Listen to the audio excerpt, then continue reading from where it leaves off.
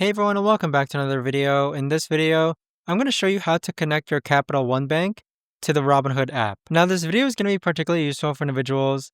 Let's say that you want to go ahead and add more funds to your Robinhood app.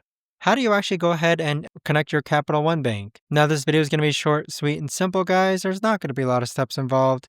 Now, in order to do this, what you're first going to do is log on to the Robinhood app. Next, click on your profile icon on the bottom right-hand corner. From here, click on the three lines on the upper left-hand corner. Next, click on Transfers. Next, click on Add Account on the bottom-hand side. Then you need to choose your account type, so select Bank Account. Now, it's going to take a couple of seconds for Plaid to load. And what Plaid is that it keeps your data and your account safe. Click on Continue, then click on Continue as Guest, then select Capital One. Once you select Capital One, it's going to prompt you to log into Capital One so that you can go ahead and select which checkings or savings accounts you want to connect with Robinhood. But there you have it, guys. That right there is the best and easiest way that I know of to actually go ahead about doing this. If you guys know of a better or easier way to actually do this, let me know in the comments down below. I would love to know. Thanks so much for watching, everyone, and I'll see you guys all in the next video.